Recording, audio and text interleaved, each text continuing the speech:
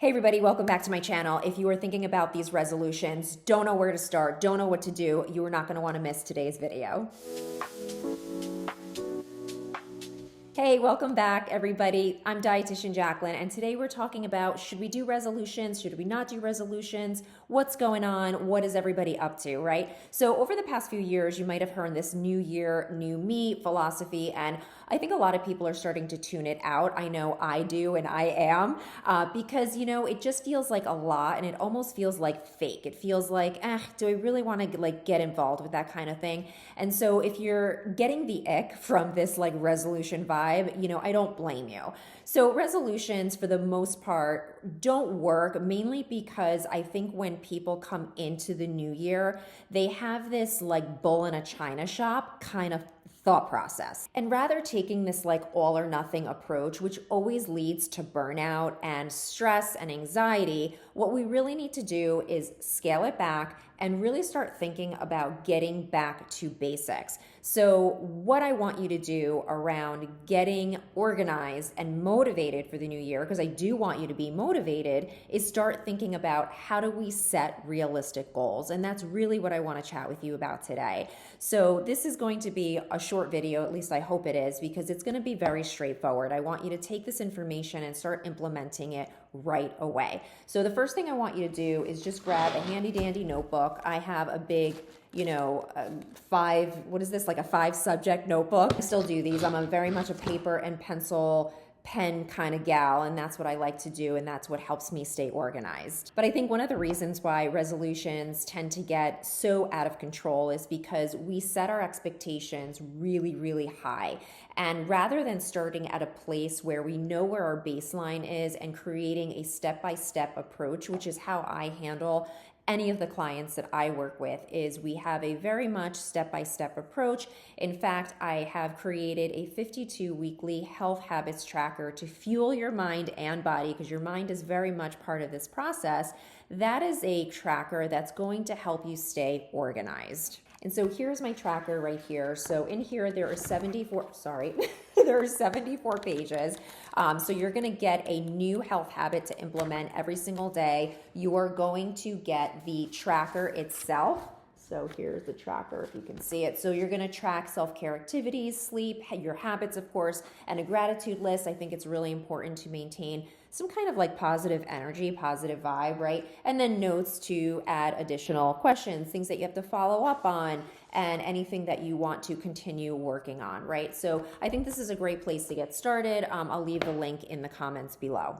So get out a notebook and write down, I want you to do a brain dump of all of the areas that you would like to improve and or work on. So here on this channel, we do mainly focus on fat loss, weight management, but also creating a healthful, quality-driven diet, which if we clean up our diet and improve the quality of our diet, a lot of times the fat loss happens naturally. So it's gonna largely depend on where you are. What's your baseline, right? If you're someone who's already filling your diet with whole foods and it's rich in protein, rich in fiber, and you're like, I don't know what I'm doing wrong, then maybe for you it's food logging, so that you can get a handle on maybe how much food you're consuming, or are you mindlessly snacking and you're just not aware of it.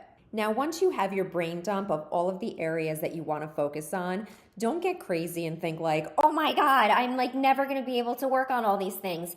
That's the whole point. You're not going to be able to work on all these things. You are going to pick 1 to 3 places to start. No more than 3, okay? So let's talk about some examples. Let's say you are noticing that you haven't worked out in 6 months, but that's some area that you really know you want to focus on. Fine, write that. Workout, fitness, or movement.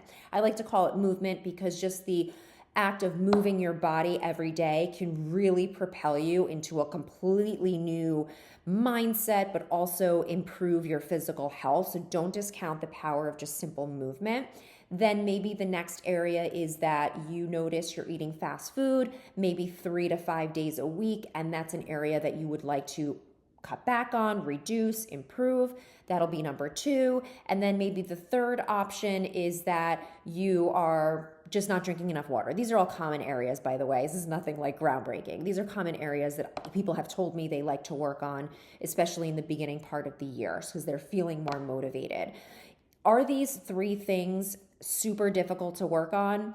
Maybe, maybe not. It really just depends on where you are. I think where people get tripped up or things become difficult or feeling really hard is we try to go from eating out 3 to 5 days a week to none at all. Now you're just cooking all your meals. And that's really hard to do. And if something feels really hard or feels unrealistic for you, it's going to be really difficult to continue and move forward with that. And so when you have this habit stacking approach, which is what I like to call this approach, you start with one boundary around that goal. So the goal is, I want to reduce my eating out or fast food eating from 3 to 5 days a week to maybe just 1 day a week or no days a week. If that's your ultimate goal, then we're going to take the average. So maybe it's 4 days a week and we're going to go to 2 days a week. Okay. We're just going to cut it in half.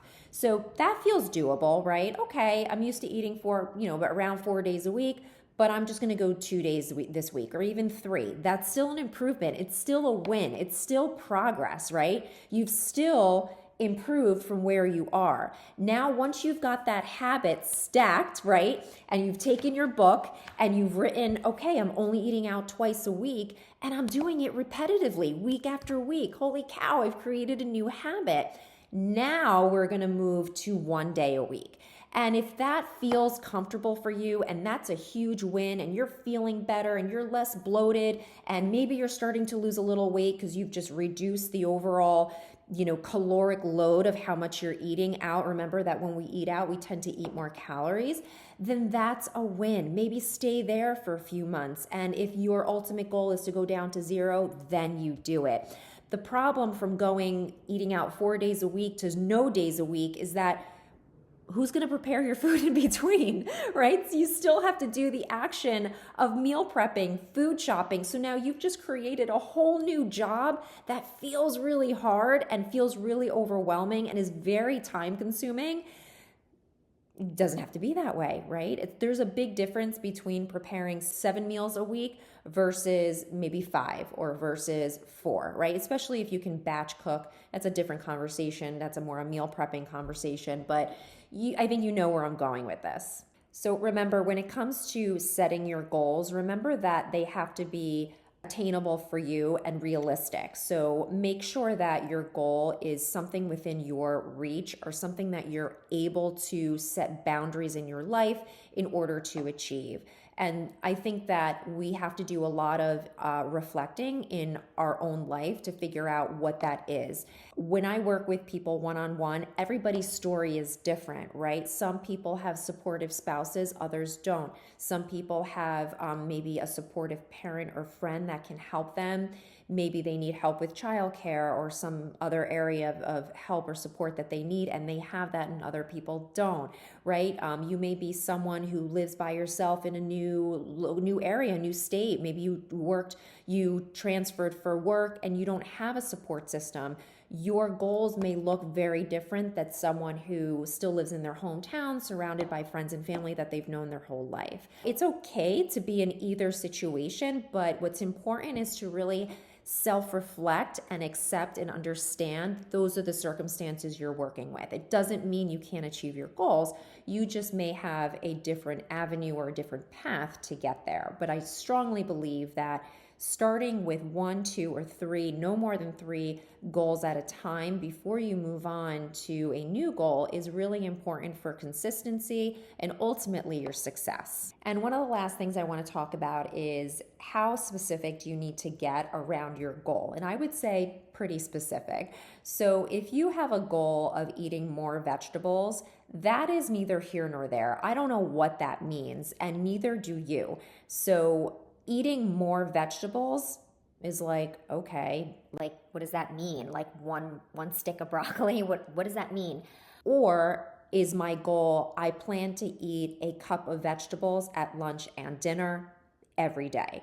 That is a very specific, measurable goal. There's no question what the intention is. Your intention is, I got to figure out a cup of veggies at lunch and at dinner 7 days a week. That's what I have to come up with. So it also will keep you a lot more focused and help you to gain a better understanding of what your organization needs to be around grocery shopping, around meal prepping and or planning, and executing that meal prepping or planning situation, right? And so just get really specific with what you want those goals to be. A lot of people have fitness goals. This is like, we know that the gyms are filled this time of year. And so make it specific. This is another area I'll just throw in here is that, I used to be a gym owner and I'm a fitness instructor. And one of the things that I would see around this time of year is that people would come in really hard, like really motivated. They come every single day and I'm like, I love that you're here. I mean, that's great for my business, but I don't love that you're going to burn yourself out. And that's invariably what ends up happening. And so it's much easier and I think better. And again, this is just my personal experience that I experienced as being a previous gym owner, is that if you plan non-consecutive days, a lot of times that's a little bit easier for someone to get into because there's a rest day in between that helps them to recover. So maybe you want to do Monday, Wednesday, Friday, or you want to throw in a weekend day because that's when you have more flexibility. Maybe you do Monday, Thursday, Saturday. So start with like 2 or 3 days out of the week, especially if you're starting at ground zero with no movement or no exercise program, then I think that that's a really great place to start with movement. Also, I just had a conversation with a client before recording this video, and that she was like, I want to start walking, but like, I don't even know if it's going to do anything for me. And I was like, oh my God, you don't even know the benefits of walking. Holy cow, you can totally achieve so much with a legit walking plan. 20, 30 days, 20, 30 minutes, a couple days a week, you can make a huge impact in your health, well-being, your energy. You can start to lose weight, reduce body fat. So if that's where you're starting, if walking is it, get on it. I got to tell you, me personally, I walk on an incline. I have a treadmill at home, maybe 3 days a week for about 15 to 20 minutes, and I've never felt better. And it's a habit that I started only a couple of months ago, and I've noticed a really, really big change in my body composition and just overall feeling less fatigued from super hard workouts. I still weight train 5 days a week. That I absolutely do, because weight training is such an important piece of course, we know maintaining good muscle mass, muscle strength, as well as bone health. But adding the walking has been so beneficial for me. So I really encourage you to do that. All right, so now that you have your structure on how to begin goal setting and understanding what your plan is going to look like, don't forget to surround yourself with people who have similar values or at least want the best for you. You don't have to be surrounded with everyone who is on a wellness journey, but I do think that you should be surrounded by people who want the best for you and who also want to see you succeed. So if you have someone in your immediate circle that maybe you feel like is sabotaging your efforts or maybe not as supportive as you'd like them to be, you don't have to share your story with them. And the only reason I'm bringing this up is because I'm a dietitian in private practice. I talk to people about their personal lives, what their lifestyle looks like, who they live with, who they eat dinner with, all those things. And so I hear a lot of times that, oh, my spouse is not supportive, or my sister is not supportive, or this person knows I'm on a weight loss journey and they still brought me a box of chocolates or whatever it is. It's okay to keep your journey to yourself if it's just not in your best interest, if it doesn't propel you forward to share it with other people. It's okay. But if you can find a circle of people who want the best for you and want to see you succeed and maybe even join your journey with you, then the buddy system is known to work magic with a wellness journey. So thank you so much for watching. If you found any value in my video today with setting your goals, if you're excited, if you're motivated, please consider subscribing to my channel and also give this video a like. I would so appreciate it. It also helps me to bring more value to you each week. So I will catch you next time, and thanks for watching, everybody.